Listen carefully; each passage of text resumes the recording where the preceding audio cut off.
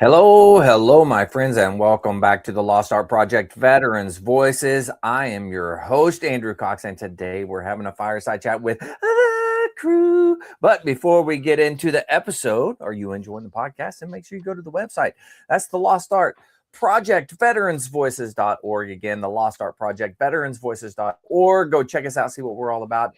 Don't forget, we are a new nonprofit, so if there's any way you can help us out, it'd be much appreciated. Big shout out to the Till Valhalla Project out there doing amazing things. If you don't know anything about them, go check them out. Even if you do, go back and check them out again. I always say it every single time, but honestly, they are an amazing organization. They do great things, and if we can help them in any way, it would be awesome. You can find them at tillvalhallaproject.com.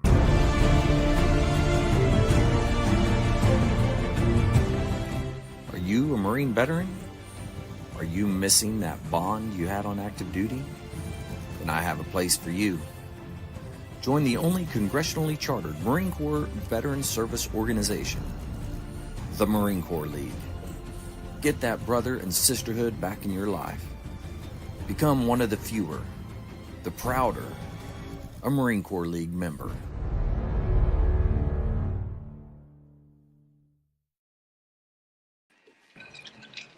Oh man, here we are. We got all kinds of people on tonight. Oh man, let's just go ahead and go around and see how everybody's doing. Vic, how you doing, man? Hello. Doing good. It's been a busy week. I have no sound. You don't hear me? You may have to log out and log back in. Somebody tell him. Hey Doc, you're gonna have to log back out and log back in. I guess he can't hear us. Carrying on. We start our Easter break at my school on Wednesday, so we got not quite. Hey, I'm gonna reload in. I can't hear anything. I'll be right back. Looking forward to 10 days off coming up this week. Plan to get a lot of work done in the wood shop. I told my wife that my goal is to come into the house covered in sawdust every day. So until then, today's cigar is McAuliffe. This is called the Amygdala. This line of cigars was meant to pay homage to all the strong women in all industry out there. Amygdala Gomez was basically an influential member of the family, woman in the family. The Gomez family is who makes the cigars. So they're just paying homage to one of the founders of their cigar. She graduated from the tobacconist school when she was 17 back in like 1967 or something. This line of cigars is to honor the women in their family. This is a Nicaraguan and Dominican filler, a Sumatra binder, and I can't remember the wrapper. San Andreas wrapper. I'm looking forward to it. All those things together have different notes to them. So I am expecting like a wet earth kind of musky kind of. The Sumatra binder gives it like a musky wet earth kind of flavor. But the San Andreas also has hints of citrus in it. And nothing leathery or creamy. Sorry, Mike. Maybe next time. Maybe next time. All right, we'll head over. Jess, how you doing, man? I can't hear you. Jess, What's are up? you muted? Hello, Jess. I can't hear you, man. You in a wood shop, Vic? Because it sounded like somebody's sanding or running a router table. All here. That's not here. I hear it too, but that's not here. Man, we're all kinds of kind of backwards now. Hey, Doc, can you hear me? How about you, Doc? Yeah, I can hear you. I can hear you. All now. right, Doc, how you doing? How you doing, Doc? Oh, could be worse, could be better, but could Yeah. definitely be worse. I understand. Yeah. Well, I'm glad that you're here, Doc. I've been trying to get you to come on here for a while, and finally I bombarded you enough that you finally said okay. So thanks, man. Thanks for coming on. That's cool, man. I'm just not like I'm not a big social butterfly these days. I kind of stick to myself. Yeah, well, we're gonna change it. You're gonna start coming on here regular, and it'll be fun. So I do you'll got have a some good pretty time. sweet stories though. Yeah, yeah. That's what we need. We need good stories, man. That's what's up. Oh man. All right, Mike, how are you? I'm doing good, Andrew. Just tired. It was a Yeah, long week last week. Didn't yeah, do you're much this weekend, but I mean, just tired. yeah, but you're back home. You were in Florida all last week, huh? Yeah, down there for work. Yeah, I've been on the phone all freaking day today, even though I promise you I'm charging for time too. So you should. been on the phone all damn day long. Do you have this manual? Do you have that manual? And I was like, aren't you my boss? Don't you have it? I literally flat out told him, I said, aren't you my boss? Well, yeah, but I thought you had this manual. And I said, I do have it. Damn. Well, do you have a digital copy? I was like, yeah, I'll send it to you. I said, oh, by the way, I said, that's an hour of your time and overtime. So he's like, you really going to do me like that? I was like, yep. Man, that's nice of him. Yeah, when I was driving home Friday, one of my coworkers in Florida, he called me. I was probably an hour from the house, and he called me. He said, He was actually in the Greek Special Forces, and he's not making that up. I've actually researched it and looked it up. Yes, he was. So, but he's a U.S. citizen, but he, he's an expert in electrical components, everything. And he called me about a customer up in North Georgia. And he said, well, you may have to go there Monday. And I was like, okay. He was telling me what was going on. And I was like, all right. So I'll go up. But I said, I'm not going up there until our boss tells me I'm going up there. What time does my boss text me today? 7:55. And I was like, are you kidding? 8 minutes ago? Yes. I said, are you kidding me? So this has been an issue since Friday, and now you're just call them. Just call them. I was like, okay. Oh my God. I said, oh, by the way, did you get that manual? And he goes, yes, thank you. It's just stupid people, man. It happens. I'll go with you on that one, Doc. I try to stay away from people as much as I possibly can. I do believe they're still good in humanity, but I lost faith in a lot of humanity a long time ago. Yeah. So, I mean, there's still good people out there, and I'm looking at 1, 2, 3, 4, 5 good people. Well, right now, the more but, you go out, the more dumb people you're going to meet. Yeah, it's just you forgot to count yourself, buddy. You forgot to count yourself. Well, you can if you say I'm a good person, then I'll say I'm a good person. Okay. Well, you got to believe it. Well, this is true. That's absolutely true. Man, I've heard all the shit you've talked about me, Andrew. You're like, man, but that's because Andrew's motto is "fake it till you make it." It could work for you too, Mike. It's true. It's true. That's why Mark sent him to the swim tank. That's right. Andrew would just sit there and kick recruits in only for a short period of time. He would kick him into the pool and said, "Fake it till you make it. Fake it till you make it." What'd you do that people call you shady? I needed to pull a gunny back from the swim tank who spent his whole 3-year tour at MCRD at the swim tank. So I had to bring him back and make him do a little work. No. So Andrew had to be let him ride. my savior. I was the sacrificial lamb. That's what happened there. I was just going to say savior. Yeah. Well, Mark, how's life out there, man?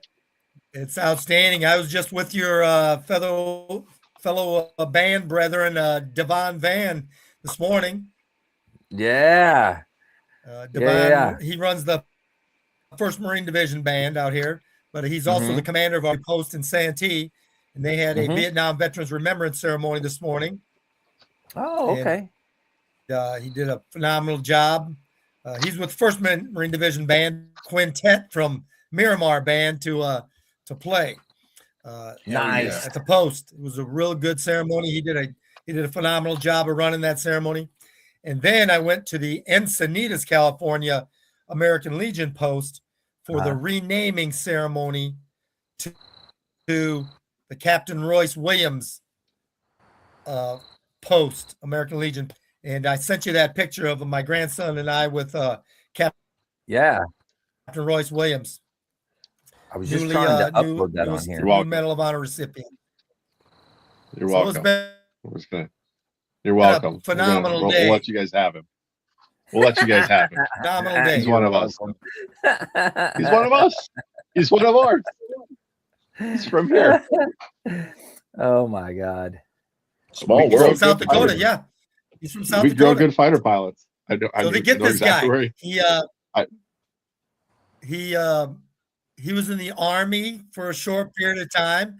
I think it was the Navy, back to the Navy. He's just a phenomenal guy. I mean, it's almost his birthday. Is his 100th birthday, I think. The guy's still sharp as a tack. Wow. Yeah, he's from South Dakota. I'm going to be so messed up when I'm 100. Everybody around me pray that I don't make it to 100. There's something in the water up here when it comes to like how many pilots we have coming out of here, and it's insane. Everybody's trying to fly out of this place, I guess. Yeah, it's Joe like Foss, Ohio, right? Foss, Hone, and Williams. Joe Foss is from there too. Right, Jess? Right down the road, right down the street, actually. Yeah. Joe Foss. Yep. That's wild. It's all like the Ohio and they have to do there. Is that what it is? It's such a pain in the ass to get a flight out of here. You got to fly yourself, I guess. I don't know. Yeah. Okay, that makes sense. Yeah. It's like Ohio is all the astronauts from Ohio. Everybody's trying to leave the Earth because they're trying to get away from Ohio. We're trying to fly out of here. So. Get as far away as possible. Yeah. Oh, nice. I like it. No, I got to go to I got to go to a Medal of Honor ceremony for Medal of Honor Day. And I don't know if you guys saw it. I posted it and everything. But 103-year-old Medal of Honor recipient, flamethrower in Iwo Jima was there. And the most impressive thing I've ever seen, and I don't know why it touched me so much, but they played the Marines hymn, 103 years old. The guy got up on his own, stood up during the Marines hymn. I was like, dang, that's pretty good. That 103 standing up for the Marines hymn. I was like, go get him, man. It was awesome. It was incredible. It was good to see. Yeah. Anyways, I just throw that out there. You can go back and watch watch that. I posted it as one of the podcasts. So if anybody wants to go back and watch it, you can. It's pretty sweet. But that's what I got to do. So it was a good time. So I wanted to kind of talk a little bit about what's the inspiration, like what inspired us to join the military, first and foremost. What was that? So if you guys don't mind, entertain us a little bit here, and we'll just kind of go around and see what everybody's answer is. Vic, you want to start? Sure. My dad was Air Force. I was actually born in Ramstein, Germany, Ramstein Air Base in Germany. He died when I was 4. He was still active duty. And for years and years and years around the house, I'd stumble across various parts of his uniform. One of my uncles took a lot of his stuff, which to this day, I mean, I resented it for a while, but then I just got over it because it took me a while to understand that my uncle needed that example more than I did, I guess, at least that's the way I came to terms with it. My uncle needed that something in his life. And if he needed it more than me, then God rest his soul, because he's now passed away. But my uncle and obviously my dad too. That kind of patriotic bug kind of sat with me for a long time. And then I went on to college and never really thought about ever joining the military. until I graduated and started teaching. And then when I graduated from college, I was bartending. And then when I started teaching, I took an $800 a month pay cut to go from bartending to teaching. So after turning off my, within the first couple of weeks of teaching, I'm like, the numbers don't line up. I have to cut everything out, everything. Turned off my cell phone, turned off cable, went back to eating ramen noodles and peanut butter and jelly and all that kind of stuff. And I'm like, this absolutely sucks. And I'm like, by the time I budgeted for rent and gas and utilities and food, I had $150 a month starting on the 3rd. I had $150 on the 3rd of the month to last the rest of the month of spendable. Luckily, nothing happened to my car because that could have been catastrophic. But then my best friend called and said, "Hey, man, this is a sweet gig. You should think about it." And I'm like, "What are you talking about?" And he goes, "Yeah, I just joined the Marine Corps band program." And I'm like, "Okay, cool." And he goes, "Here's the contact information, Gunny Worcester. You should give her a call." So I called her, and I depped in on July 24th, and I shipped on August 17th. I'm sorry, June. I depped in June 24th and shipped on August 17th. Yeah, quick turnaround. What year? Of 1999. Good year. It was a good year. It was a good Sweet. year. And then that's what kind of prompted me to join. My mom freaked out especially when she heard I wanted to go into the Marine Corps. You're gonna be a Marine. You're gonna get deployed. You're gonna die, and all this. Because I'm the baby. It's just me and my older sister. My dad died active duty, so my mom was scarred. She freaked out when I joined the Marine Corps. But 24 years went by so fast. Man, it went by so fast, and I don't regret a single decision. I had a wonderful career. I had a wonderful time, and on to the next chapter now. Yeah. All right. That's good. That's good. I wonder who that asshole friend was, man. Jeez. I know, right? I mean, I thought he was lying to me at the beginning there. When out to 29 Palms, that was my first duty station. Fuck that place. I wouldn't wish that on. I mean, I wouldn't even wish that on Mike. I mean, geez. I know.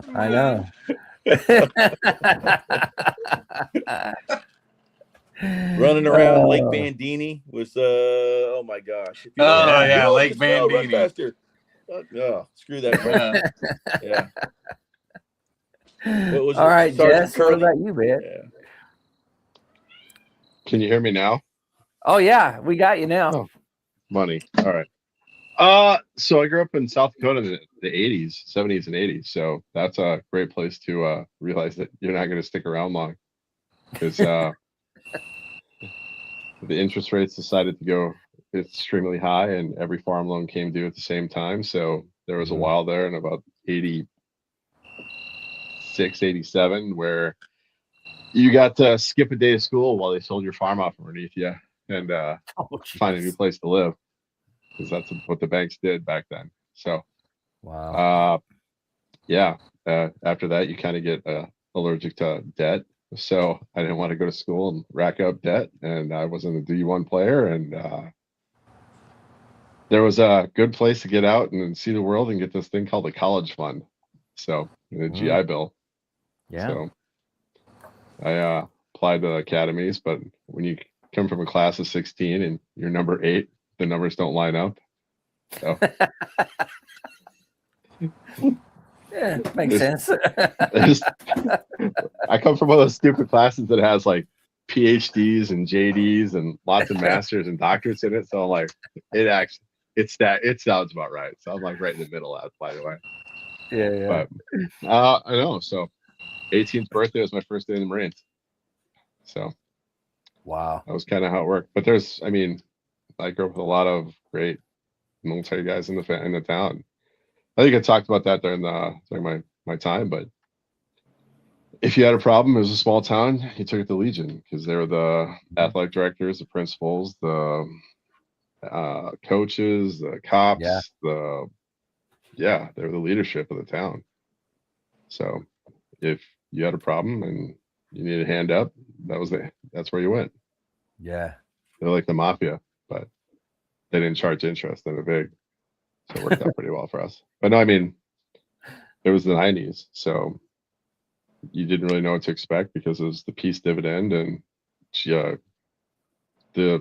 Mark, you remember after Desert Shield, Desert Storm, it was kind of, there was not much of a military going to be left. Everything was getting drawn down. So we weren't really sure what was going to happen back then. So it was kind of wild. But I remember watching Desert Shield, Desert Storm on CNN, and I was like, this is insane. But I also want to be part of that because there's a future in it. Because there wasn't back where I lived. That was for sure. Mark's back. But yeah. But people, I mean, I had great coaches. I had great folks in the small town. Yeah. Very cool. I like it. If you want to make something of your life, go do that. Yeah. Well, that's good, man. Well, Mike, what about you, man? Well, it's kind of similar to Vic and Jess, but, growing up in a small town in northwest Pennsylvania, yeah, it used to be a coal mining area, stuff like that. Mm-hmm. And it was just a dying, that whole region was dying, especially in the early 80s with layoffs. And, my mother still had a job with a coal mining manufacturer. Their Joy Manufacturing was the largest coal mining machinery manufacturer in the world. Wow. They built machines specific for coal mining all over the world, into Australia and stuff like that. She was a purchasing person for them, but my dad worked for the local newspaper. He was a composing room guy. He took all the film, printed it out, and back in those days, it wasn't digital. So what they put on the printing presses was these big metal plates. So he had to develop the film and compose it, and it's like little dots, and how they had to burn it on these plates, and that's what they put on the printing presses. But all of that was just, that whole area was just a dying area. There was no jobs, there was nothing. And I remember, my sister went to University of Pittsburgh to be a pharmacist, and that's where my mother kept trying to push me to do the same thing. And I was like, I don't want to do that. Yeah. I don't want to do that. I wasn't bad in school, but I wasn't like valedictorian like Vic up there. Yeah. But, it was like, I sat and watched my parents, put my sister through college. And I was like, I can't do that. I don't want to do it. That was the expectation, is everybody I graduated with, they're all going to go to college. They're going to do this. And now none of them are doing a damn thing they went to college for. They just went to college and wasted money. That happens a lot. And I had no want or need. I played intramural football in middle school and started my 9th grade year in football to play, but I was also in band. So it was band camp. So I was going from band camp the day, football at night. And it was kind of funny because it was all new to me. Nobody ever, my dad didn't play football. He didn't, anything like that. So I showed up to practice ready to play. Mm-hmm. Everybody else showed up to practice dressed in their, regular clothes, and then they got dressed there. Well, It was raining, so they're like, well, we're practicing in the gym. Well, I didn't have tennis shoes. I didn't have shit. So I'm in socks. And, of course, these other guys got, but what was that in the 80s was those damn soccer shoes that had the little nubbies on them, like the Adidas. It was like little cleats. They weren't cleats, but they were like, it was the big craze. And this one kid came across and stomped down on my foot and broke my big toe and my 3 toes on my foot. And I couldn't walk. I mean, I was freaking hurting. And they're like, just suck it up. And I'm like, I can't walk. And it's, regardless of what you do, once those guys knew that, they just kept doing it, stomping on my foot. Yeah. And I was like, I'm done. No more of this. So I just went to the band side of it. But Yeah. for me, the Marine Corps was, it wasn't necessarily the Marine Corps, but my uncle Bob was my dad's older brother by 10 years, was a B-29 pilot in World War II. Wow. He flew several missions, and then he got pulled back, and he was an instructor. But he was like the black sheep of the family. Nobody wanted to talk to him. Nobody wanted anything to do with him, and he kind of disappeared. He lived out in Mission Viejo, out in California. Had a family out there, and then he that ended. I guess that marriage ended, but he just kind of disappeared. He would call my dad every couple months, and they would talk. But he was the favorite child of my grandmother, but he was like the black sheep. He finally came back to Pennsylvania in like 1988, and he was there for probably 4 months. And I was sitting there one night. He was at the house, and I was sitting there talking to him about stuff and asked him about what it was like to be a pilot. And he goes, "You keep asking me this shit. Why don't you just go do it your damn self?" Like, okay, well, I'm not going to be a pilot, but I kind of made a decision. I was like, well, the military is where I'm going, and I looked at everything and called the Army recruiter, the Navy recruiter, Air Force recruiter, and the Marine recruiter, and they all were like, well, you got to go take the ASVAB. So I went out and took the ASVAB. And of course, they were all sitting there like, which one do you want? And I'll never forget his name was God, what the hell was his name? Chester, Corporal Chester from the Marine Corps. Chester. I was sitting there, and it was the Army recruiter and the Air Force recruiter and Navy recruiter, and they're all sitting there giving me the whole spiel. I'm sitting in the hallway, and Chester walked out, and he goes, "You want to be the freaking best?" I'm like, "Yes, sir." "So what the hell are you sitting out here for? Get in this office." And I was like, "Yes, sir." Nice. So that was the end of it right there. Good old Corporal Chester. I love it. See, the recruiters got to do that. I mean, because that was the weird part about like where we were at. We all just came through the farms, the ranches, and all that. That didn't work with us. So the recruiters that always got the job done up there were like the guys they dropped in that were from the area, and they just kind of like talked to us like normal people. That was the wild part about it. Yeah. Like and they just ran it like the depth recruited for them. It was like they farmed it out, and it was like all those little small towns. It was like a tide that came out from the small towns. Like every 5 years, like another 2 or 3 kids would come out to go to the Marines. But they just blinked it on down the line. But they never got in our faces. Never did any of that. They didn't do like the raw. No, he wasn't nasty about it. He just put on a show, and it was like, well, these other guys are just standing there looking at me, and this guy came out. There was no shows because McCullough was the MP. He retires a Master Guns, grew up down the road from me. And then the other guy's name was Ole. So an Ole from Minnesota, Ole McDonald. And with a name like Ole, there was not a lot of intensity. He was just like, this is what we do. This is what we can do. And here's what it is. They just never did the rah-rah shit. It was just so wild. None of us. Yeah. It was weird.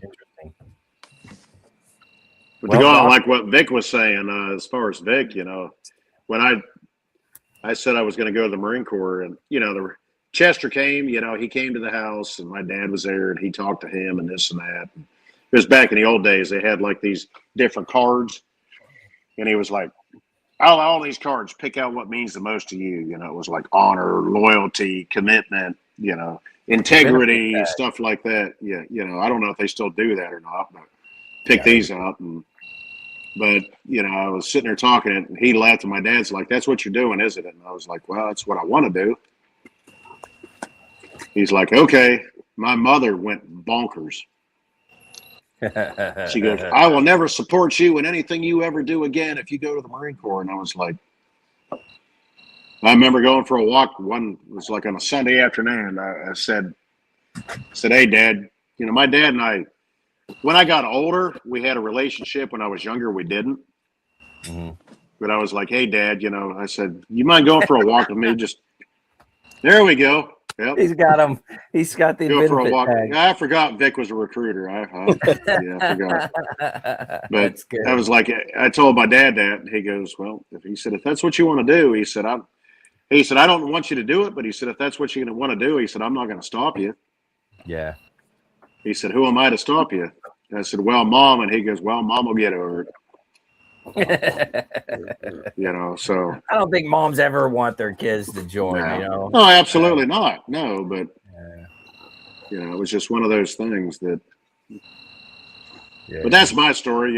Growing up in an area, there was no chance of trying to be anything or employment, and just to be another idiot working, going to college or something. But I just say idiot. I'm sorry, but working at the quick fill. It's like, no, I'm not doing it. So, I got to do stuff, go see stuff. Doc, what about you, man? Sweet. What about you, Doc? Oh wait, whose turn is it now? You, my man. It's you. Way different. You might want. I might want to go last, honestly. Okay, so I joined the military because of drugs and fat women. So I woke up one day. How old was I? I was 17, and I discovered this drug called ecstasy. And we had the blast all night. But it was horrible because when we were coming home, at some point, I stole a bulldozer and got up in the bucket, and we cut down a traffic light. And then we went back to the house and we spliced it, and I woke up in this house, and there were fat women, and the traffic light. I don't know if you guys know this, but traffic lights get really, really hot. You're obviously not supposed to plug one in a house, but we were all sweating, and there was a guy peeing on the wall in the kitchen, and I no shit. I woke up and I looked around, and I went, well, this isn't good. So I went to the recruiting station, and I walked in, and everybody was out to lunch, except the Marine Corps guy and the Navy guy. And I met the Marine Corps guy, but he was leaving, and the only one left there was the Navy guy. His name was Lance Oden, and he pretended to be super cool, and I took the ASVAB, and I told him what the deal was. I was like, man, I need to get out. I just have a feeling my life is not going to go great based on last night. And he said, that's fine. Take the test. We'll get you out of here. And I was 17 at the time. I was still in school. And I went home after going to the recruiting station. And I went to talk to my mother. And I told her what my plan was. I said, I can't explain to you, but I have this real strong feeling I need to get out of this place before something bad happens. And she agreed with me. So I dropped out of school, went to a military academy, and went right to boot camp. And my recruiter was like, oh, man, you're going to be on a boat surrounded by hot nurses. It's going to be air conditioned, because I was going to be a corpsman, right? Yeah. He was like, you're going to work on the Mercy or the hospital, a hospital ship or some big naval hospital with all these hot nurses. And I was like, oh, this is the life for me. So I went to boot camp, and I got orders to Field Medical Service School in Camp Lejeune. And I went greenside immediately. And then right from there to 29 Palms to an infantry unit and right to Iraq. I never once went on a boat. I stopped wearing the Navy uniform almost immediately. It was the exact opposite of what he said, honestly. It was great. I was in a 3-7, a weapons company, and it was gnarly. No shit. Yeah. You gotta his story's out there. If you haven't listened, a little bit to it, different than everybody else. Everybody else is like, I joined because of honor and family, and I'm like, oh, that's not what happened to me. Yeah, he joined because you stole a damn stoplight. Dude, look, I woke up and there was a guy that was in the kitchen that was peeing on the wall, And I got mad at him. I was like, what are you doing? And he was like, leave me alone. And I looked to my left, and my best friend had the biggest woman I'd ever seen under the covers. Like, I thought that there were inanimate objects like stuffed under the blankets. It wasn't. It was just her. And then I looked to my right, and there's my other friend with another woman of equal size. And thank God I didn't have anything, you know what I'm saying? But I could just tell my life was going to go bad. It was going south. Yeah. Military. So you became a dog. Yeah. Well, I wanted to do something in medicine because honestly, I don't know if y'all ever played video games growing up, but I always played like a utility character, you know, like a healer or something. I always liked supporting people, you know? Yeah. So, the job I picked, I got a 98 on the ASVAB. I only missed one question, and he said I can do whatever I wanted. And I said, well, I'd really like to work, you know, in the medical field. And he was like, well, you're in luck because we need corpsmen, you know, and there's no chance you're going to go to war. Lying fucker. He's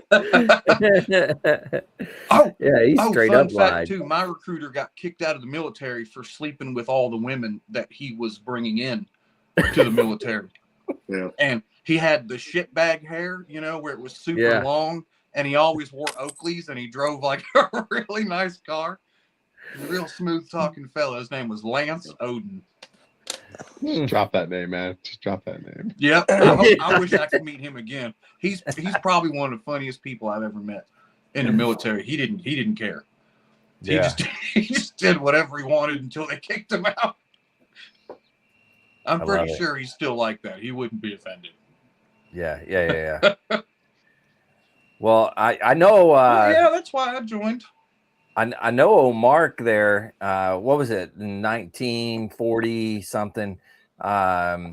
He got the bug, you know, something like that. How did it go, Mark?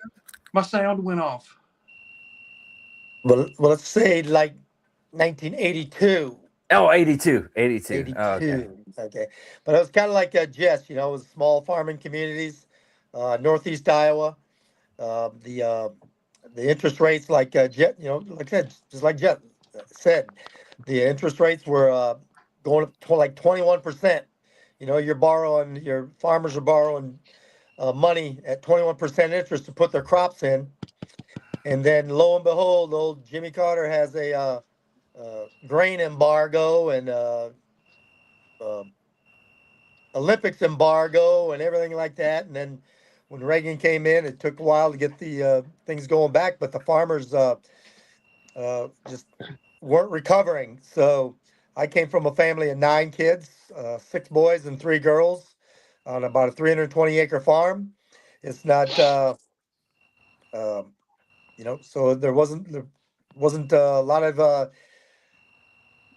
things to do except farm, work on some type of job that supports farming, or try to, like I said, go into debt and go to college.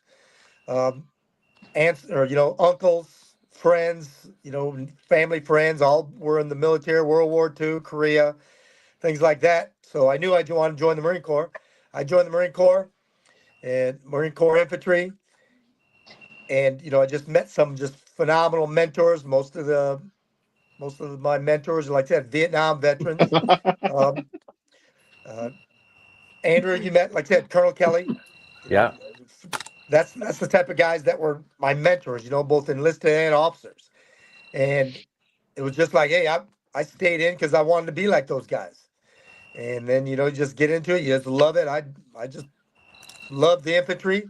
I went for, you know, with the infantry, drill field, infantry training school, infantry, drill field, infantry, drill field, and then retired out of the Wounded Warrior Battalion at Camp Pendleton. You know, it's just 30 years just flew by. But, you know, I just, like I said, I just love the infantry. I loved being around Marines like that, the older Marines, the younger Marines, your peers, and just, you know, it's doing real world stuff, even in training. It was dangerous shit doing stuff out of a climbing cliffs, Yeah. rappelling and fast roping out of helicopters, shooting packages, all that. God. Mark, can you see what Vic's doing? No. He's got his recruiters. He has recruiters cards. He's doing like challenge and all this. Every time you say something that relates to the benefit tag, I hold up the benefit tag. It's just a walking recruiting poster right here. I couldn't tell you where my dog tags are at, but I know where my benefit tags are. Oh, that's good. Hey, the important things in life. Yeah, right? my computer was crapping out. I heard something was going around, so I had to go back to my phone, and I can't see everyone that well. Oh yeah, small screen. Yeah. He's doing the recruiter challenge cards, huh? Yeah. I'm sorry, I didn't mean to hijack your story. Please continue. No, he was highlighting his story. Highlighting the story. Yeah.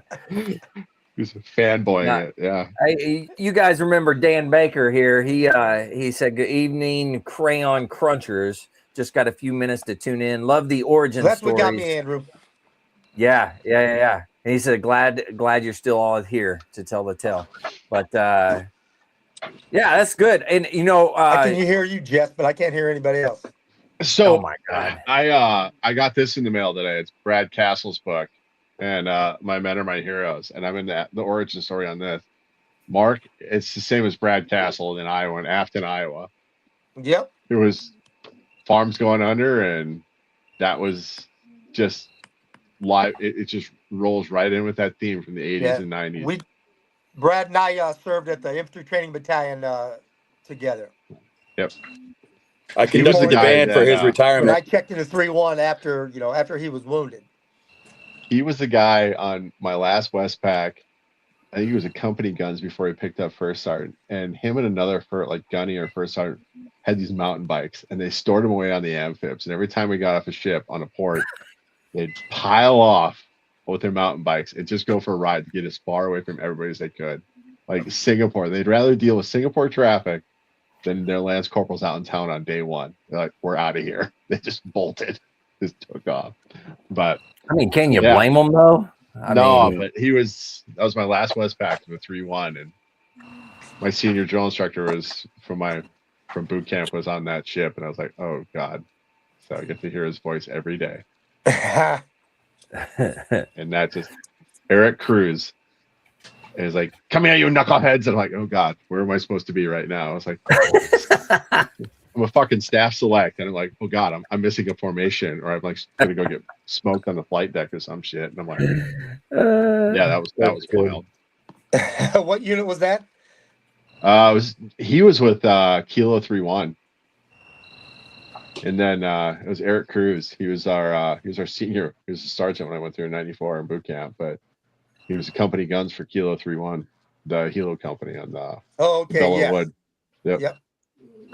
But yeah, it was wild hearing his voice on my last Westpac like every day. Like, you've got to be kidding me. Flashbacks every time. I extended for that shit too. And I'm like, I'm going my war tour. I'm like, no. It was like he was at the beginning and the end of my career. I was like, there's Eric Cruz. Great. He was like the bread during your career. He was on the end. So it's nice. I like it. We had a lot of different conversations on the other end of it though. Yeah. I can see that for sure. That was wild. Yeah. I was giving him directions for a few times. He was like, what? I don't understand any of this. I'm like, I know. This is why I'm here to help you, buddy. Good guy. He was fun. So Mark brought up something that was good, and Jess, you kind of follow suit, but talking about the people, right? The people that influenced you within the military that you saw, that you were around, that maybe motivated you to stay in or motivated you to do whatever it is you did. I mean, obviously, Mark, Jess, you already mentioned some individuals, but is there anybody else that kind of really sticks out? Oh, John Tulin. I mean, he was amazing. He was our battalion commander at 3rd LAR. Yep. Yeah. He's my regimental commander in 1st Marines. Yep.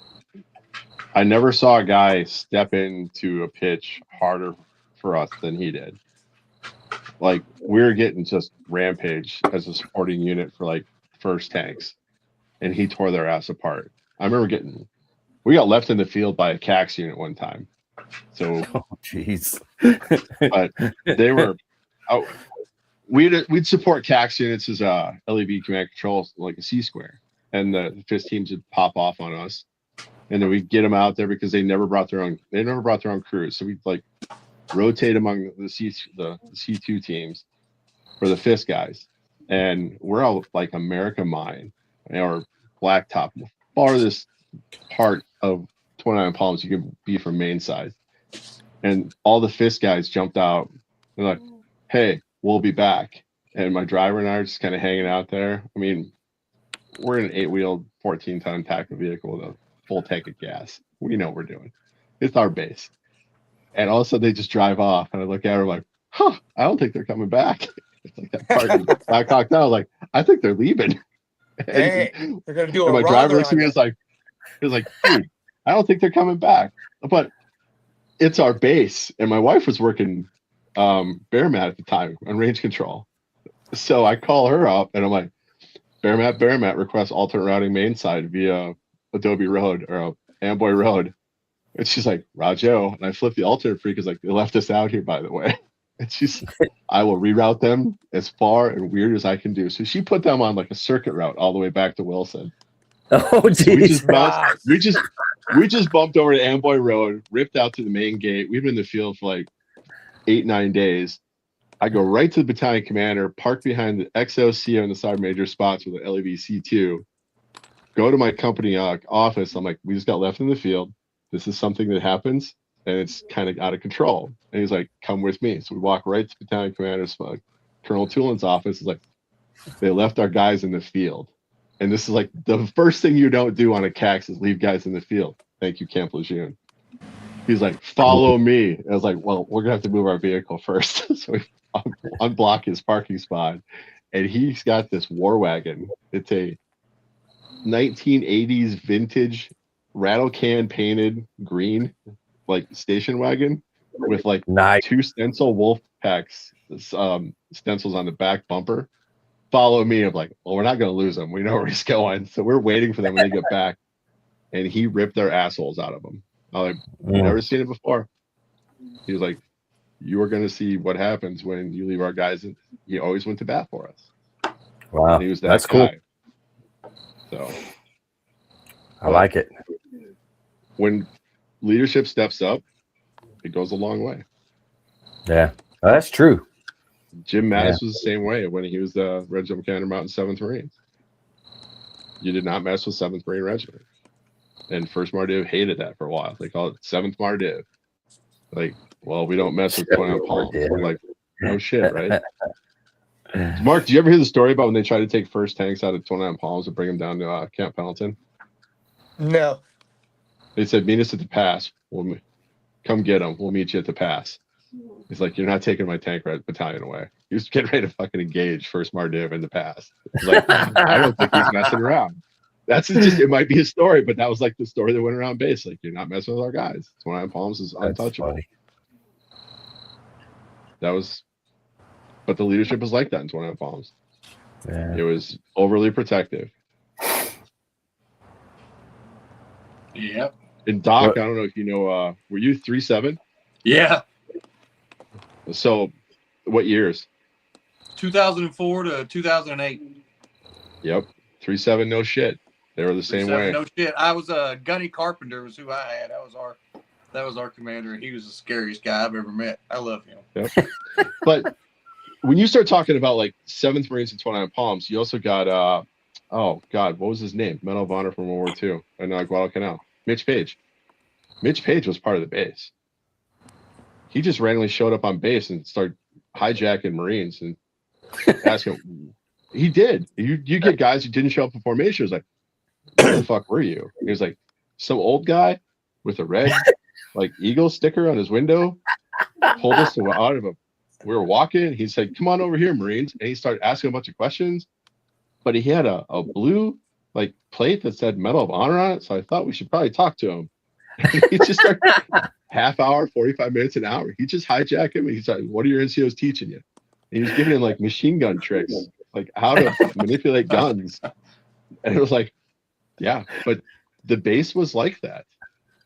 And there was just all these, it sucked being stationed there. Don't get me wrong. I mean, you guys probably know, but there was the esprit de corps out there was on another level.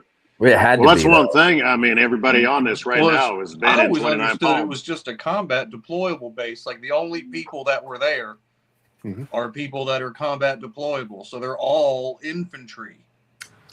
Yeah. They're all like that. And the people who retire out there, I mean, you go to a base like you go to San Diego or you go anywhere else, even Lejeune, Camp Johnson, it's nothing like 29 Palms. Like everybody is fiercely protective of what they've got. Yep. It ain't much, but they're going to hold it. Yeah. I agree with you on that, Jess. I mean, that's one thing. That's one thing, even with the band in 29 Palms. Yep. I mean, you're absolutely right. I mean, nobody messed with anybody. I miss 29 Palms sometimes. There was no messing with each other. Now, I've said it out loud, but every once in a while. But you looked out for yourself. You had to. What's that? No, Mike's exactly right. It was when the band. I mean, we loved you guys because you guys were out there. I don't know how you guys did what you did. I mean, you guys out there rolling in blues. It's 110 fucking degrees. I'm like, this fucking sucks. And I'm like, well, we moved from the old tank hangar over by the main gate and over to where we were at 11th Marines with tanks over there. But man, those guys hated our ass. And we had all the guys from overseas. So we had Brits there, Australians, Dutch. Shit. We had all kinds of people from overseas that would come to Mojave Viper in 29 Palms and train right before Iraq. That's true. Oh, that was before Iraq. They were doing joint caxes with the Dutch Marines, the Royal Marines. We worked them in all the time. Did they fly in pallets of beer for them too? No, they drove their goddamn. We flew. Whoa. They started doing that because of the fucking assholes who were there with us, because they were drunk driving back from Palm Springs in their Land Rovers, the Range Rovers. Oh, that's funny. Yeah. They were driving from Wilson down to Palm Springs with a right-hand drive vehicle and trying to drive up the highway on the wrong side of the road. They're like, we have to go pick them up. Yeah, they were just blasted drunk. Yeah, they would fly in pallets of beer after we finished training, and it used to piss us off, dude. No, that was great. They needed it, apparently. It saves us from having to go get them. No, we weren't allowed to drink it. Only they were. That sucks. Yeah, we were never allowed to drink. It was only them. Oh man, that's more of a suggestion than a rule. Trust me. Out of all my duty stations, I had 9 different duty stations. Pretty out close all my to duty Mexico, stations, so 29 Palms was the tightest. Always. There is that. Yeah, 29 Palms is for sure the tightest. At least, yeah. That band 29 Palms was really tight. It was better than the majority of the bands, for sure. I mean, there's nothing else to do. I mean, you're kind of forced to hang out with everybody and build like bonds with everybody. Because San Diego, as soon as Liberty Call, everybody scatters. You know, Pendleton, Liberty Call, everybody scatters. That's true. Quantico, everybody scatters. You know, I didn't have anything to do with the band. I didn't see. Look, my whole experience at 29 Palms was drinking and fighting in the barracks, training, right back to Iraq, right back to training. There was just never any. I mean, we would get 96s, but our 96s were always planned. You know, like we're going to Mexico or we're going to San Diego, but then it was always right back, just nonstop. Vegas. Nonstop, man.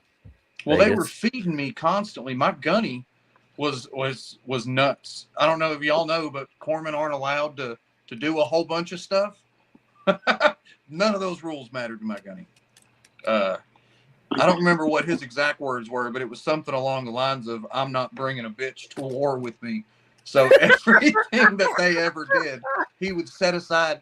I'm a fantastic shot with a long gun, but as soon as you put a handgun, like I couldn't shoot to save my life. He would bring cans of ammo out and just throw them and go, you shoot until this can is empty.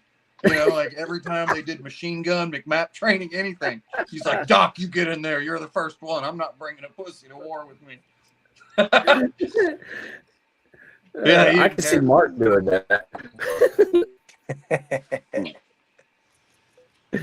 Oh, that's good stuff. And that's one thing with 29 Palms. Just brought this up, what, a week or so ago? You were talking about finding gear adrift. I Gear can't hear gift. Mike. Is that just me? Yeah, it's just you. It's just you. Oh. Man, But you hear Vic, we too? sound today. Vic. Yes. Yeah, I hear everybody, but I hear Doc, but he can't hear me. I don't think Doc can hear. Hey, Doc, if you're Everybody. using Safari, get off Safari and never mind. There he goes. Yeah. Bye. But that was one thing Jess had brought up that hell there when we moved over to the new building. Well, it was new to us, but it wasn't new over there off of Tanks Battalion. That we all of a sudden one day they had a drop of all kinds. You were talking about cami netting, new cami netting, and I had a pickup truck, and another buddy had a pickup truck. And we saw that cami netting, and we're like, shit. And the shit sat out there for like 2 weeks. So we went out and picked it up as much as we could and threw it in the back of our trucks.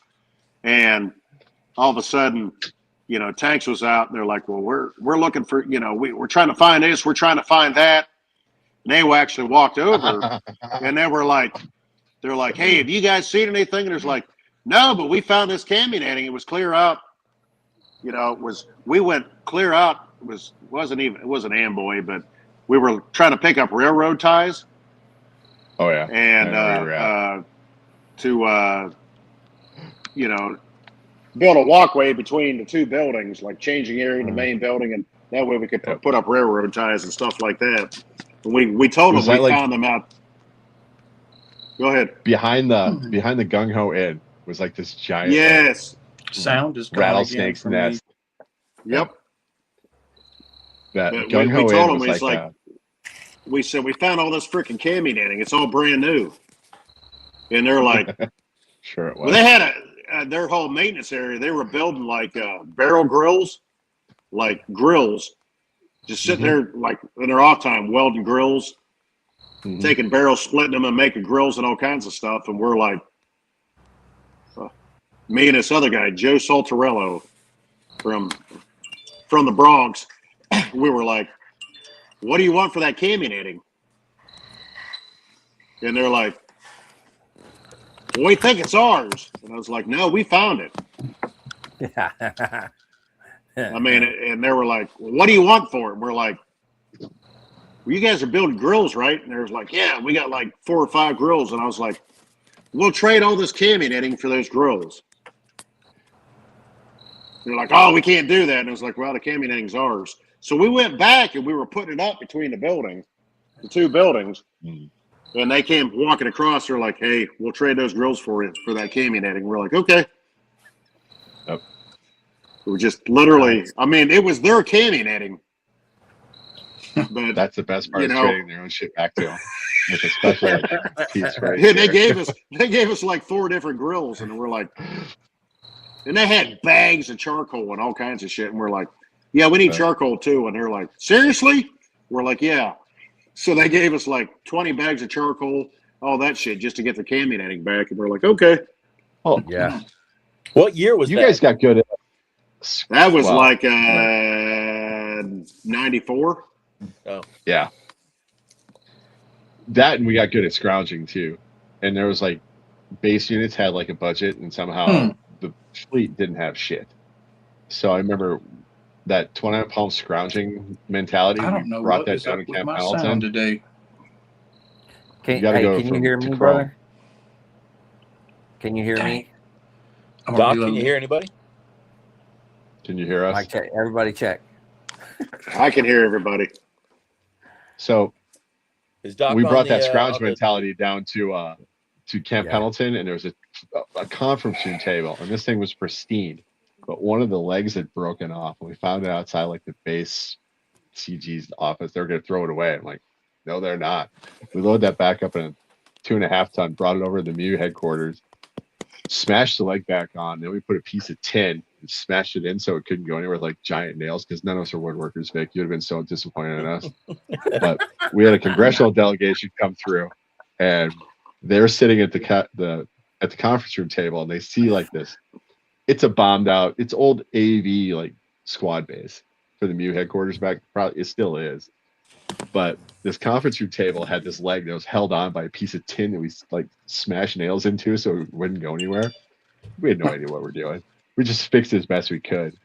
And some congressional staffer got stuck on a nail underneath. And we had to come get the senior chief corpsman to come get his leg off this table. He's like, you people live like this? I'm like, it's what happens if you don't give us money, son.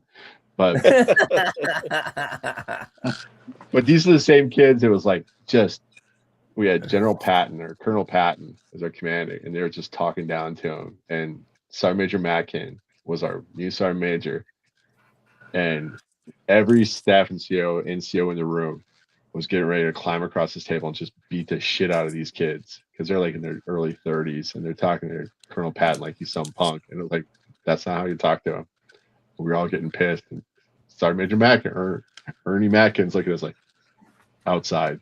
Once you're done, get out of here. You got protective of the boss. But way it was. Hey, Doc, try to use Chrome.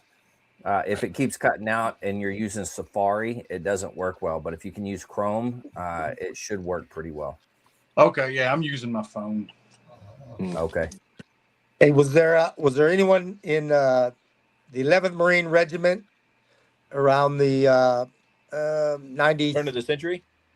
No, mid 90s, the mid 90s, or Camp Horno in the late 90s when Sergeant Major Truscott was the regimental sergeant major.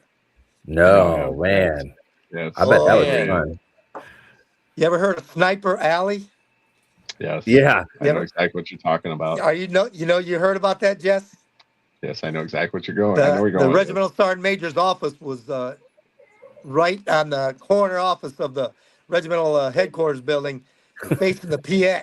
Yep. So he'd be looking out the window and they'd be yelling at people from there. They called it Sniper Alley, and it was the no shit. He caught you doing something. It was you're driving too fast. You're in Alphas with the sign at the road saying to slow down. You're nasty at the PX. You're in Charlie's at the PX. Correcting people. Who was that guy from Mortal Kombat, Scorpion, who had like the "get over here"? That's what they always said about First Marines. We expected like spears to like come out of his arms, like "get over here." Oh yeah, rip the spine out of their soul. yeah. Rip their souls out of them. Yeah, that was like the First Marine. Like you just didn't go in there jacked up. That was Sergeant Major Warn Truscott. That was Sergeant Major Snipe your Truscott. soul out of you. Hey, Who was the Sergeant Major Vines was a lot like that. He would Sure was. he would do stuff like God, that. that guy. But he wasn't. But Truscott took it to a whole another level. Oh yeah. I just remember because Vines had that super deep voice, and he would yell or something, and it would echo through the whole canyon. Man, it was just like you're like, oh my God, who's he talking to? And everybody's like, ah. Did you ever see the movie Shaka Zulu? Is that the African tribe or whatever? Yeah. Yes. Yeah. That's what they called him back at the Shaka Zulu. Oh, are you serious? Giant black dude just ripped out of his mind, and he had the voice, and he could command like entire you could hear him almost at SOI. Yeah, he was the first sergeant at DI school when I was an instructor there. That fits. He was my company first sergeant when I was a recruit, and I'm so sorry. And I remember sitting down. It was right before graduation. I was sitting down, and we're in. He's giving a class or something. I don't know, talking about Family Day and escorting your mom or your girlfriend, wife, whatever. And he calls on me. He's like, "Get up here!" And I'm like, ah. And I jumped up there. He made me be the woman, and he was escorting me around. I was like, what in the world is going on? Yeah, it was pretty funny. What was that When old we were movie, walking Rourke's around on Drift? family day, he had a table set up of all of his cadence CDs and all that kind of stuff. So I bought a couple of that was my first cadence that I learned was for Sergeant Vine's cadences. Yep. He'd had a lot of those sold. I think eventually they told him he couldn't do it anymore. Couldn't sell them there or something. But did y'all ever I think get he's in actually trouble? Did y'all ever get in trouble for actually. cadences? Yes. Say that again. Did y'all ever get in trouble for cadences? Oh yeah. Yes. Yeah. Okay. Yeah, for sure. Yeah. So the cadence we ran every day in 29 Palms because there's nothing else to do. Yeah. And one of the guys, I guess we were too close to base housing, and he would do 2 live crew. So he'd jump out and whip out like 2 live crew on a cadence, and it was like, oh my god! And it was just, and then there's the S&M man. There's all sorts of things. And they did it on a battalion run, and Gunny Powell, he was this big Samoan first sergeant for HNS LAR, and he was like, he got pissed. He's like, meet me at lunch. And we were like, so we go up to lunch, and he's like, green on green, let's go. And he just ran us around Bandini for like an hour and a half, just around the lake. That the access roads, we just ran around Bandini, and just the shit floating up everywhere. It's like, yeah, that's the way it was. I mean, we used to run around Bandini for PFTs too, so there was that. So like, yeah, they still do that. That ain't changed. Yeah. Did the guy have they figured out all the? You're a corpsman in 29 Palms. Did they ever figure out all the names of the diseases for that platoon sergeant who waited his guys through Bandini? No. What? Yeah, that was a fun one. New platoon sergeant came in from Lejeune. New platoon sergeant came in from Lejeune. First time he takes his boys out for a run, he wades up to an access point in Bandini, and all of his guys were like, I think they're still naming diseases on that. These guys were just wrecked. They were like, whole platoon was just wiped out. I got so many funny stories. Oh my god! 29 Palms in the 90s on our side was wild, man. It was. That was. Look, I think the only thing that's changed is they built a movie theater there. It was there. It was a good one. Oh, okay. Yeah, nothing's changed. That pool is one of my favorite pools. We used to swim there every day at lunch. They used to do buds. They used to bring the guys for buds. I can't remember what it's called when you want to go special forces, and then you got to take a test to make sure you won't die in buds. The Indoc. The Marsoc. Yeah, Indoc. Yeah. I would have to do stand-ins a lot and watch the guys try to die in the pool, and I would just put my cigarette down and go fish them out. And pick my cigarette back up again. Mark, the training tank at Horno was gross. I'm not gonna say. We had a certain standard, and then we got to Horno and we started swimming there. I was like, I think I need a sepsis shot after I get out of this thing. Because they would do the RIP guys through there, and at a certain point in RIP, they would start losing control of their rectum. I don't know if you knew that. And there'd be like little shit streaks. The guys didn't know when they were shitting because they swallowed so much water, and they just get this weird diarrhea. And you see like this like trail of shit behind them, and you're like, that's how it worked. Like, I think there's Code Brown. I spent a lot of time in a pool, and I got to be honest with you. The poop trails, I've never seen that. Never seen poop. Now, I have been swimming along on long swims. You're going back and forth, and all of a sudden you swim through a really warm patch. And, the guy in front of you, you're like, what the? Come on, dude. And he's like, I didn't want to get out of the pool. Yeah. So I've done that, but never the poop. Never the poop. The recon kid, they shit themselves all the time in those things because they can't get out and take a shit. So they're just like squeezing off as they go. They're like, that's how it was. They're going back and forth. Like, that's disgusting. No. Yeah. So the theater at 29 Palms, right? So I met my wife while we were out doing a gig in Cedar Rapids, Iowa. And then so we talking. I move her in with me while we're out at 29 Palms, while I'm at 29 Palms. So like 2 weeks after she moves in with me, I was like, hey, let's go to a movie on base. So we go to the movie theater on the base. And I don't know if you remember, there's like this really small little ticket booth in the middle, but to each side of immediately on either side of the little small ticket booth are the doors. Yeah. And then on like 12 feet on each side of the doors is all glass. Mm-hmm. So we get done with the movie, and I'm heading for the door, and Amy's like, "Oh, hold on a second, I got to use the bathroom." I'm like, "Okay, I'll meet you outside." So I walk around to the door, and then I'm standing in front of the glass, right? And my wife decides that she comes out. She kind of is looking down at the ground. She looks up, sees me through the glass, and just starts walking towards me. Oh no! And I'm like, no, that way. I'm like, the door's over there, and I'm like yelling at her, but she can't hear me, and she's got her head down, so she's not seeing me either. And right at the last second, she lifts her head up just in time to go nose first right into the glass. Her nose got like this big around when she hit the glass. I'm surprised she didn't break it, but oh my god, it was so awful. Yeah. What's his name? Oh man, I felt so bad for her. Arlie Army used to come down there to the theater all the time.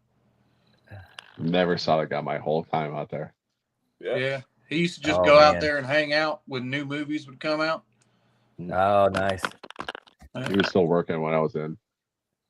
Hey, Mark, how many times did you go or did you see him do his speech at a birthday ball? Mark can't hear me. No. Guess not. Mark. Somebody asked Mark, Mark. can you hear me? Nothing. Nope, he's done. Nothing. So before they built out. that new theater in 29 Palms, they used to show movies in the West Gym, and they had these like stereo, like the 4-foot speakers they put on the ground, and I think we saw Braveheart in that theater in the West Gym, and the whole floor was shaking. It was like it felt like a cavalry charge was coming at you. It was like it was wild, but That's you pretty sit cool. there like fold out chairs, but then they had that new movie theater open up. Like, oh, this is kind of nice, but I kind of miss the old days because you drag in like a Domino's like sub and then watch a movie. It was like the only thing you can do, and then you. But the when you start talking I about, remember, I watched a movie called Team America. Before it came out in theaters, they would send like 29 Palms a copy, and and we would go in there and watch it. But I laughed so hard that I had to piss in a cup in my seat. I pissed in my drink so I wouldn't piss in my uniform. Yeah. Dirk Muhammad Jihad. I'd been drinking a little bit, so I mean I definitely had to pee, but I was laughing so hard I almost pissed myself. It's the only time it's ever happened to me in my life. that place. Yeah, 29 Palms used was... to actually do some decent stuff. Like, well, it was the Star Wars trilogy then, before all the new ones came out. Oh yeah. But they're like, oh, we're going to start at 8:00 on a Saturday, and they would start, I guess what we call now was Star Wars 1 for us, but it was Star Wars what? 4, 5, 6. 4, 5, and 6, and they would play them. It was they'd play them all day long. Yep, and cool. They would play first one. You go out and they'd have you get like a burger and stuff like that. There'd be like an hour. You go back in. They'd play the second one. You come back out, and that was actually kind of neat. They did do stuff like that. Mm-hmm. I think the drive-in was where all like the people or the permanent folks we hit the drive-in in the summers. Is that still there? I think it might be. I don't know. But yeah, that was awesome. I don't know how many times we went out there in the truck and just put chairs in the back of the truck. Imagine absolutely. Yeah. Well, if it's not, it's a shame because that was actually. I saw Ace Ventura: Pet Detective there. The first time I ever saw it was in that drive-in. My wife and I pop out there all the time. You just because it got away from like the CAX units because the absolutely, CAX units, yeah, they were just. I don't remember a drive-in at all. Oh, because the barracks were awesome. I don't know if they still have it out there. I don't think they do. I have to look. They might. No, who knows? I feel right, really old with all this talk of the 1900s. It's. You're back in my day. Back in the 1900s. Yeah. I was actually talking to. That, now I'm upset, and we're just going to go straight into words of wisdom. No.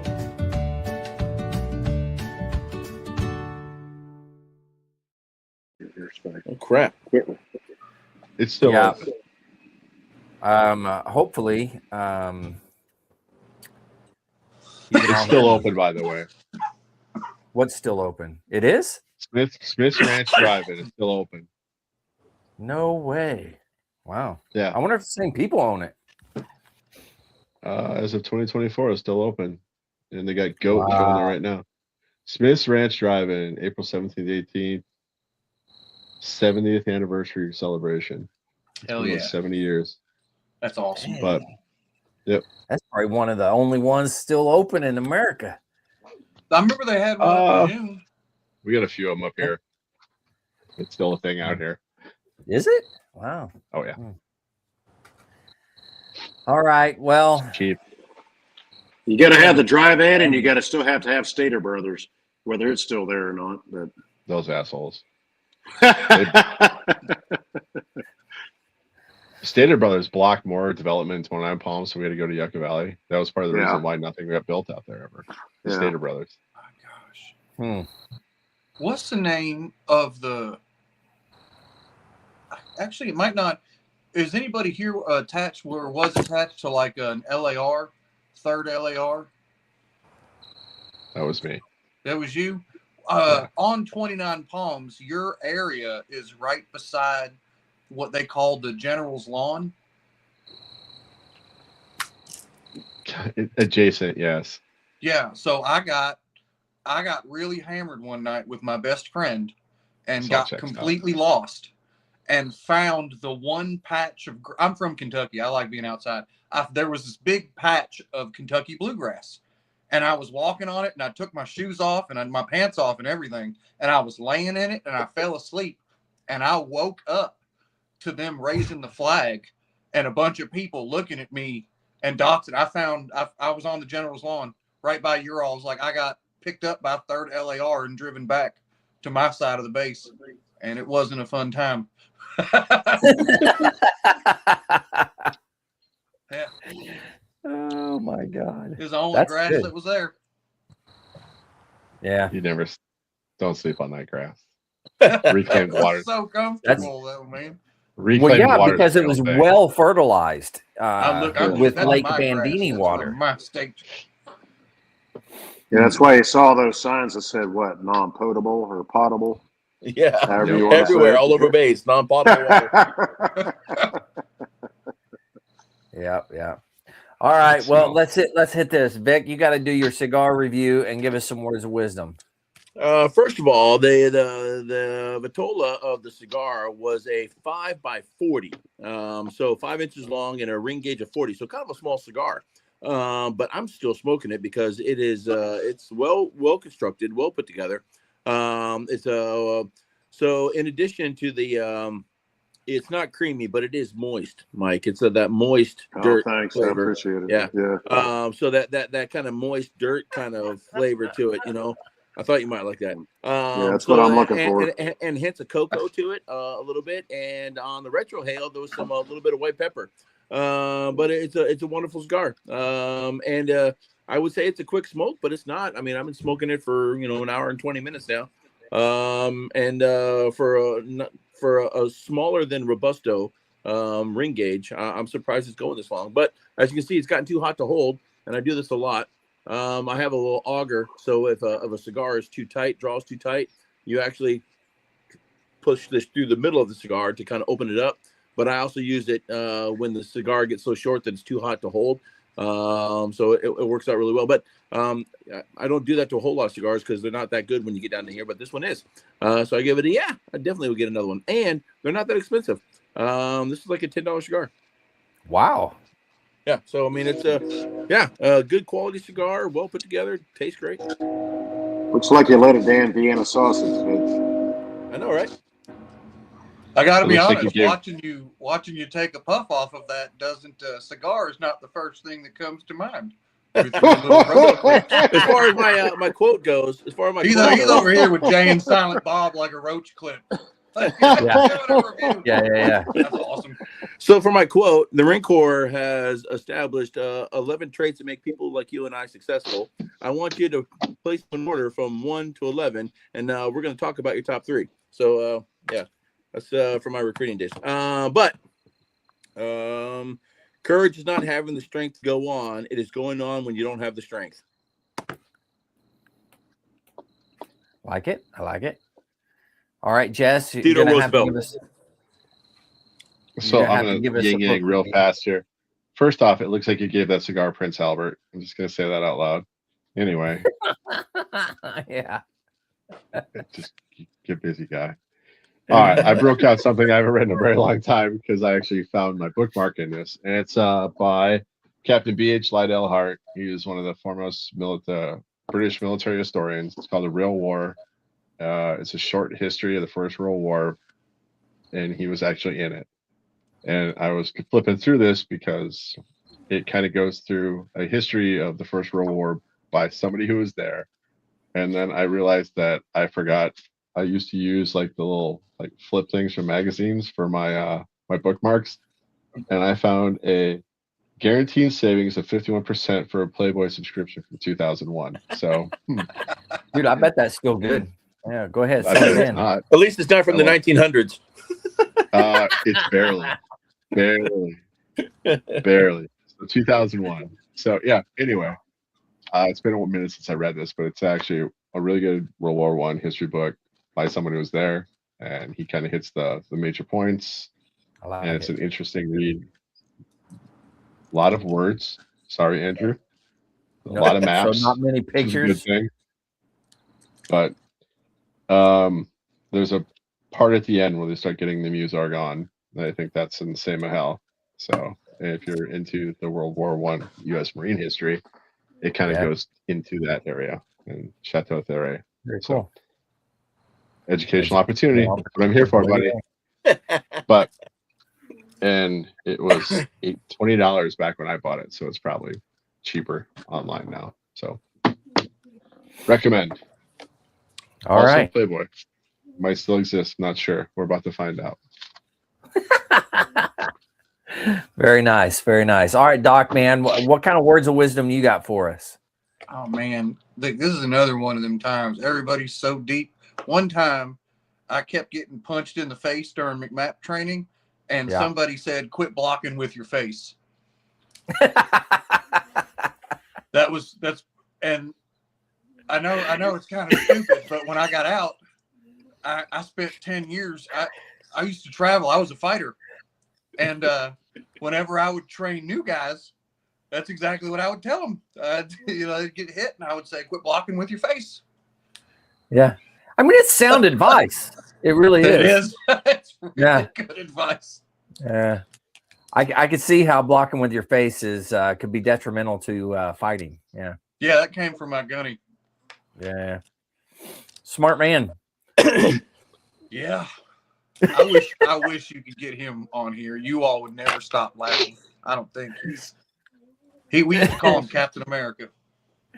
Oh, I love it. I love it. All right. Well, Mike, you're bringing up the rear tonight. Usually we got Mark, but Mike. Yeah, we lost Mark. Yeah, he bailed on us. He couldn't hear us. He had steak to eat or something. I don't know. Yeah. So, well, I don't know if this is humdinger or not, but man, my mind just went blank. I'm sorry. That's okay. That is a good one. I got you. Quit repeating yourself to people that don't deserve your respect. Ooh. Okay. Yeah, that was a good one. I like that. Yeah. Well, shoot, man. We have come to the end of another podcast. Doc, thanks for joining us. Thanks for tuning in. Not tuning in. Thanks for coming on. And you're welcome every single time, just so you know. And please come back. Had a good time with you. Doc's like you, Andrew. He's always got cats. He's got all kinds of cats back I know. there. I saw his black cat roaming around and back behind him. I don't even like cats. I couldn't let it die, and now it lives with me. It probably loves you, man. I don't love it. Which one's that? 3 legs? That stupid 3-legged cat. I don't even. Stupid cats. The more you say it, does not sell it. I'm just gonna say it. No. Like it's You're so making it worse, frustrating. man. I'll trade you my stupid dog. Oh man. You just the more you fight it, the worse it gets. Just lean That's into true. the fucking pitch. Just take it. A lot of people I've- don't know how terrible for an environment. Like if I were to go and throw a few cats out in the woods, they'll ruin the whole ecosystem. I mean, they'll reproduce like rabbits, but they'll kill That is true. everything. That is It's wild. well. I will So say they're my like the Marines cats, of the an only thing they ecosystem, kill man. are Okay. mice, which is pretty cool. I'll take that. Yeah. Doc's taking one for the team. He's just letting it kill him. No, yeah. One day at a time. I got Death by I a got thousand 4 of cuts. them in the house right now. That might be Yeah. excessive. Yeah. Well, Well, the 3-legged one had babies after they cut her leg off. More attractive that way. You'd think that they would have gotten rid of the kittens because a 3-legged cat shouldn't carry them, but you know what? I guess they weren't thinking that. Yeah. Well, maybe they were hoping for more 3-legged cats. Man, That's not how that works. no, my daughter found it, and I couldn't not. I was going to take it out back and finish it off, but it upset my daughter so much that I ended up spending a damn rent payment on it to get its leg fixed. Mm, Yep. Yeah. yeah. The things you do for your daughter, huh? We're all fathers and daughters here, aren't we? Yeah. Every one of us has daughters. Yep. That bullshit is not something that prepared us for. And I think No. that's something.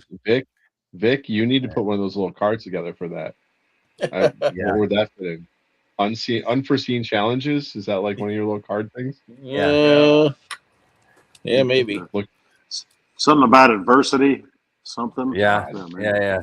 Adversity's a Maybe good not one. prepared Yeah. for that. Self-reliance, self-direction, self-discipline. Yeah, she pretty much gets whatever she wants. Is that the same with you guys? Yeah. No, Okay. no, All right. Just making sure. No. no. I shut that shit off early. Yeah, she oh shit. It's okay. If I'm gonna have to find a way to bring her into space or something soon, I don't know. I talked to a couple of Space Force guys yesterday. They're interesting. Man, I wish I could have joined. How cool would that have been, guys? Just to say you were part of the Space Force? Yeah, I agree. Mhm. What do they do? I just want to be able to Cyber say I retired as operations a and space spaceman. operations. Yeah. What do you want from me? Guardians. Oh my god. The cat Attention. wants you. Yeah, black cats do. There's a cat. All right. Well, hey, we're gonna close this one out. Hey, Doc, don't hang up whenever we do this outro. Just wait, and I'll pull us back in so we can talk after. Okay. You good All now? right. To everybody out there, if you're struggling, you need help, anything like that, don't forget that the VA does have some good resources. You can always dial 988, press option 1. Sorry, I'm going to pull it up. I just got to get to it. You can always text 838-255 or go to veteranscrisisline.net and click on that chat icon. Any of those options will put you in contact with somebody that can help you out. But remember, one veteran life loss is one too many. I care about you. The crew cares about you. The whole veteran community cares about you. So please reach out for help. And if you're out there, you're not struggling, reach out to the buddies you served with. Ask them how they're doing. If they need that helping hand, please give it to them. All right. Hey, guys, thanks again for joining. That I truly appreciate you being here. For everybody out there, thanks for tuning in, and stay motivated. Change your socks.